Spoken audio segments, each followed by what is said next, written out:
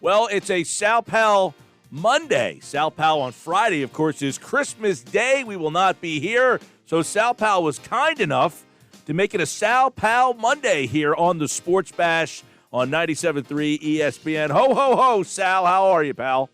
Yeah, anytime we can get a special edition on the Mike Gill Show, we go for it. We do. And we didn't get a special win yesterday, but we saw something special. And I guess, Sal, we're looking at a situation that is now looming over this organization. Just 2.5 games. I don't know if the sample size is big enough, but what do we know about what the Eagles are thinking now inside that organization with their quarterback conundrum?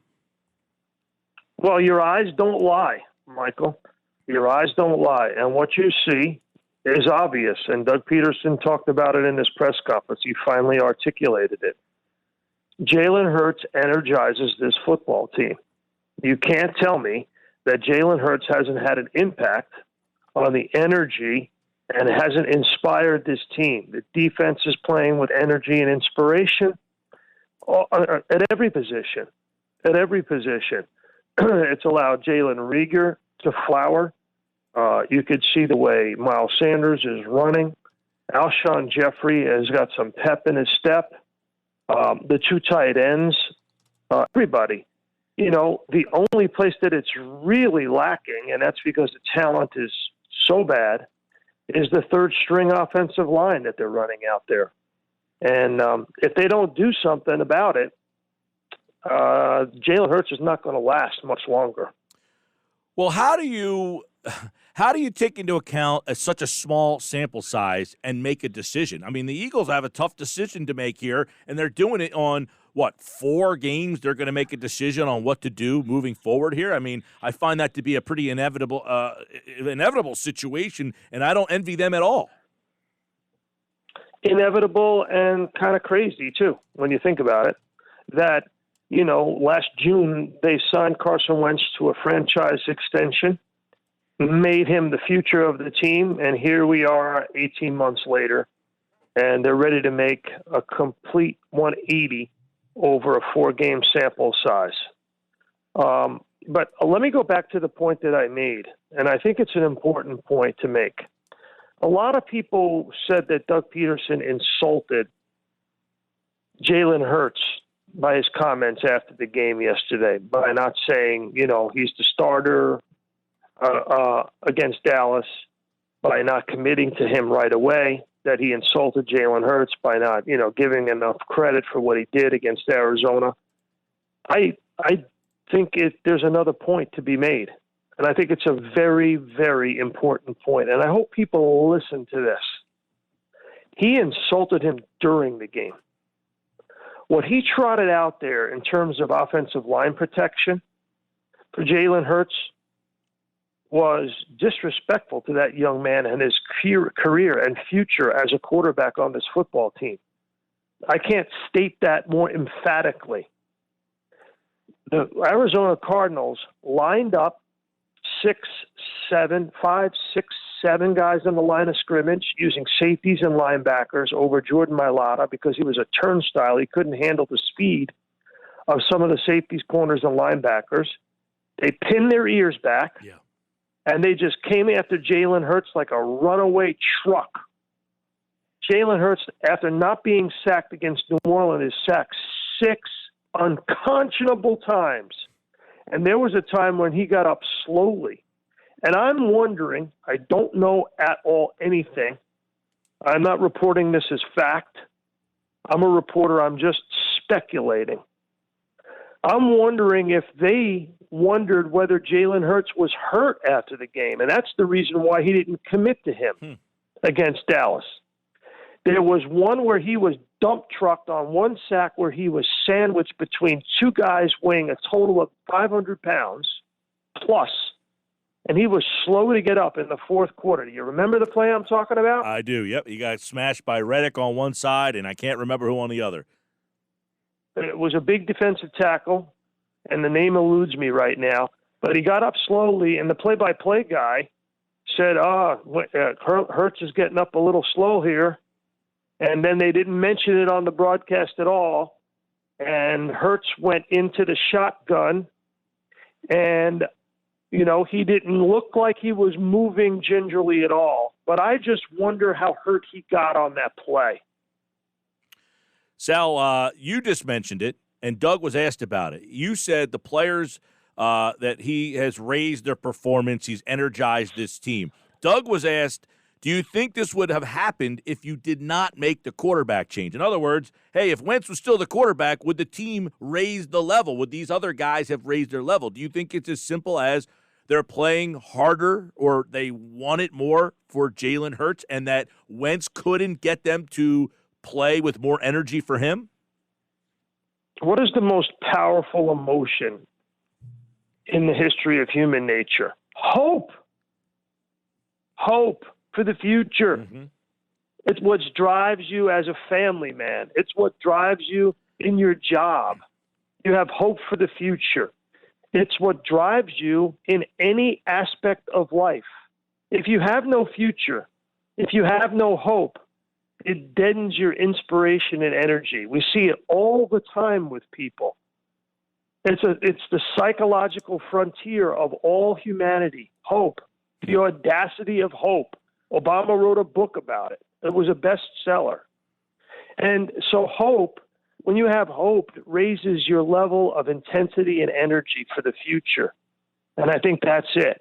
But I got to go back to the point that I'm making, Mike, and I hate to belabor this, but it's important. And if you remember when I came on Friday, I said Dennis Allen in the second half of that New Orleans game came out smoking with 6-7 guys in the line of scrimmage and came after Jalen Hurts and nearly stole that game against this when the Eagles almost lost to the Saints. It was close down the end because they kept putting pressure on Hurts.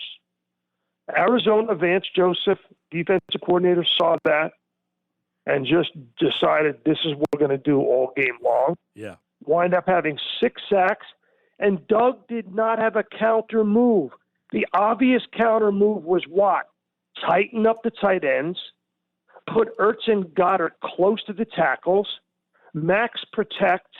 Maybe you lose some of the explosiveness, but you won't destroy the future of your quarterback position. What's more important right now, making the playoffs or making sure Jalen Hurts is upright in January? Yeah. That's not a rhetorical question. You answer it for me. What is it? Well, obviously, if you feel that Hurts is your guy, you want him upright. No, if you're just important, yeah. No, it's a simple question. Making the playoffs is not as important as Jalen Hurts being healthy in 2021. It's just not. Because even if you have not made a decision about Wentz, you want the option of Hurts. You want the option of Hurts being healthy. If the guy is injured in these last 2 games, if he's injured in the last 2 games, then what do you have? You have Carson Wentz, who you may not believe in, and an injured Jalen Hurts. Then you got no hope. It's much more important for Jalen Hurts to be healthy. It's not even close. Well, obviously, the Eagles have an interesting situation ahead of them. They're going to play Hurts again this week and most likely again next week. And then they have a big decision. Adam Schefter, your colleague, reporting Wentz not happy, doesn't want to be here. I don't know how much stock we put into it. There is a conflicting message. Whoa, hold on a second. Time out. I love you and respect you, Mike Gill. But Adam Schefter is the best reporter in the sports business. Oh, I'm not saying that he's off. No. We put stock in it. Yeah, a lot of stock. Okay. No. Well, I'm glad you said that. Yes, I put a lot of stock in it. No, Schefter is not wrong. Never wrong. Believe me, we've seen it. We watch it all the time. The guy breaks every story, and there's no question we put full stock in that report. Yes. Or we wouldn't put it on ESPN. Let me tell you, I know how these things are vetted. I don't get to just say anything I want on ESPN. It's vetted by a whole slew of people. Well, with that being said, then the Eagles, are their backs to the wall here? Do they have to acquiesce to Wentz? He's not interested in being the backup. Let's see what happens. Let's see how this all works out.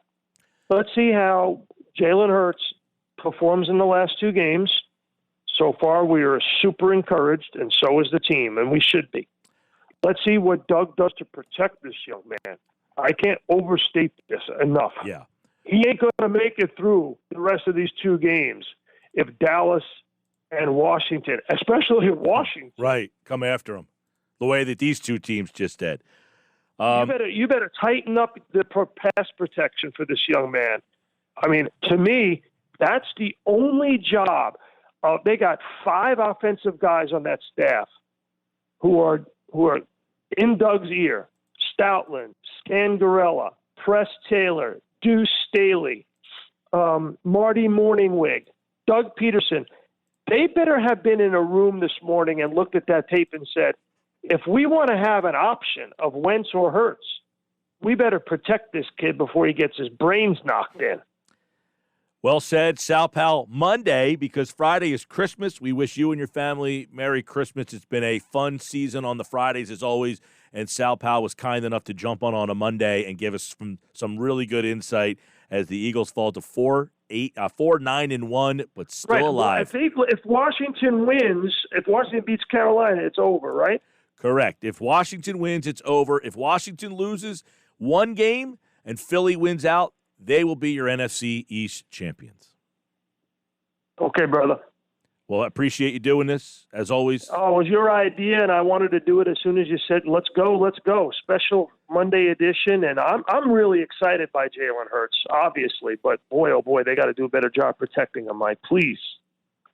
That was brutal. I went back and watched it. He got killed in that game. Sure did. And unfortunately, only 2 more games left to see this young man. It would have been nice to get a little bigger sample size. I'm not envious of this organization, but it's going to be a lot of fun this offseason, Sal, to talk about. Oh, yeah, it is, definitely. And you and I were 3 weeks ago were calling for Wentz to be benched. Absolutely. 3 weeks ago, yeah. You and I. All right, my friend. We'll talk to you probably in 2021. Merry Christmas, brother.